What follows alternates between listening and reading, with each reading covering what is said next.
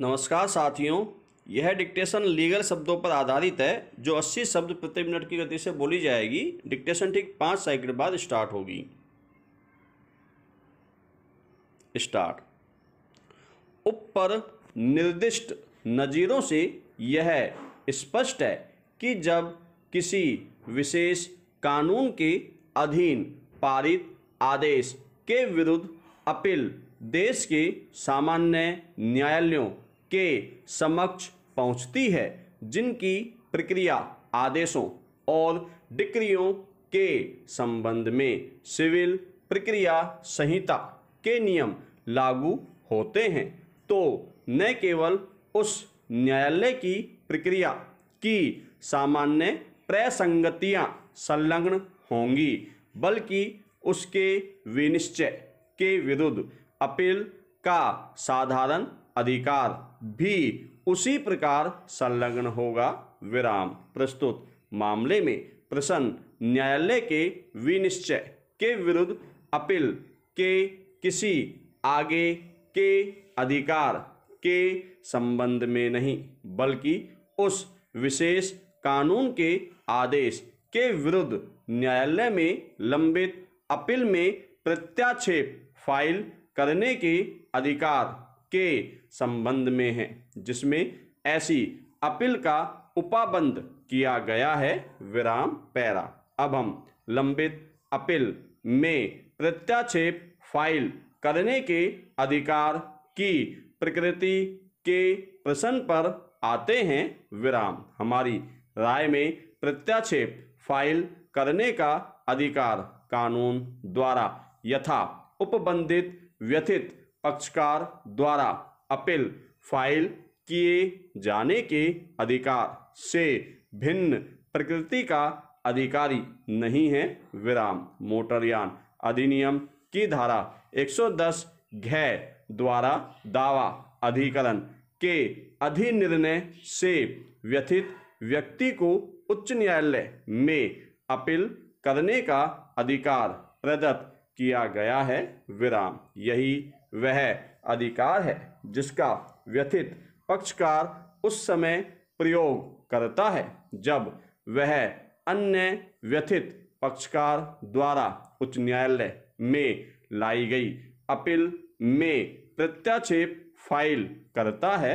विराम। आदेश 41 के नियम 10 द्वारा जैसा कि वह इस न्यायालय द्वारा जोड़ा गया है और जो सिविल प्रक्रिया संहिता के आदेश 41 के नियम 22 के खंड 1 जैसा ही है, ऐसे प्रत्यर्थी को जिसने डिक्री के किसी भाग के विरुद्ध अपील नहीं की है, निचले न्यायालय में उसके विरुद्ध विनिश्चित आधारों में से किसी आधार पर न केवल डिक्री का समर्थन करने, बल्कि डिक्री में प्रत्याक्षेप भी फाइल करने के लिए समर्थ बनाया गया है, जिसे वह अपील के माध्यम से फाइल कर सकता था, बशर्ते कि उसने ऐसा आक्षेप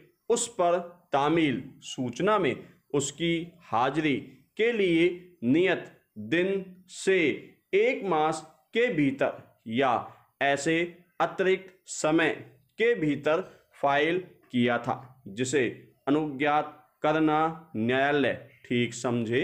विराम। इस उपबंध द्वारा प्रत्यर्थी को कोई नया अधिकार प्रदत्त नहीं किया गया है, बल्कि उसे केवल उसी अधिकार का प्रयोग करने का नया अवसर प्रदान किया गया है जो उसे सिविल प्रक्रिया संहिता के अधीन या विशेष कानून के अधीन प्राप्त था। विराम।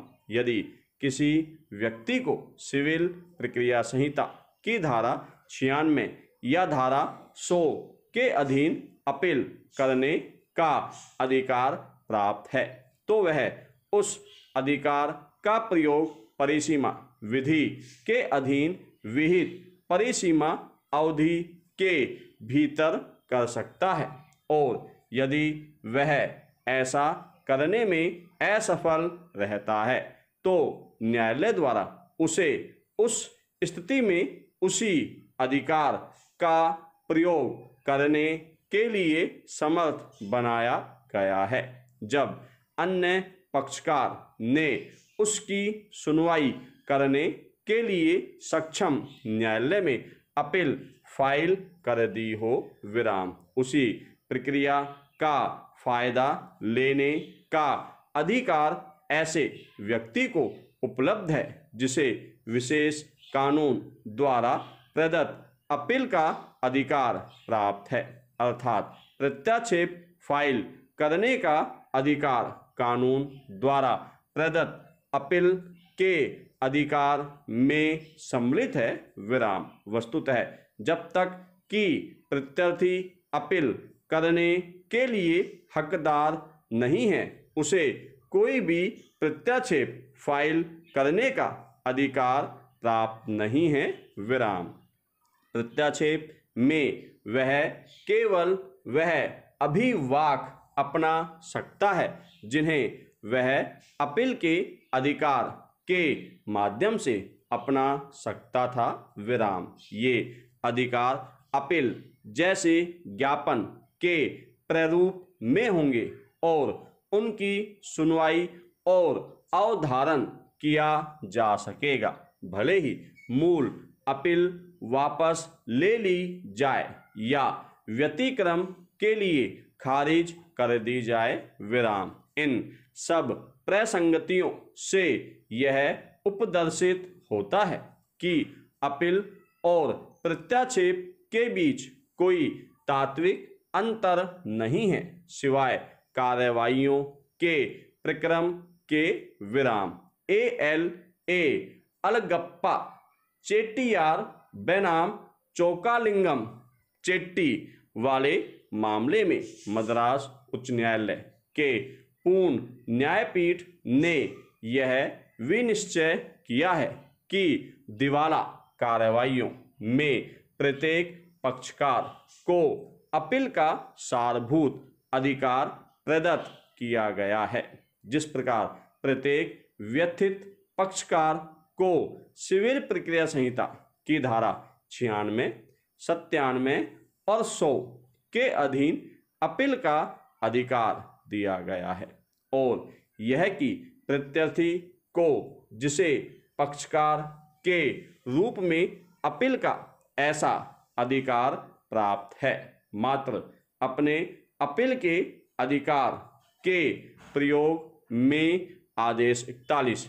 नियम 22 में यथा उपबंधित आक्षेप के ज्ञापन के माध्यम से प्रक्रिया के अतिरिक्त नियम का फायदा लेने के लिए अनुज्ञात किया गया है, विराम। धन्यवाद साथियों।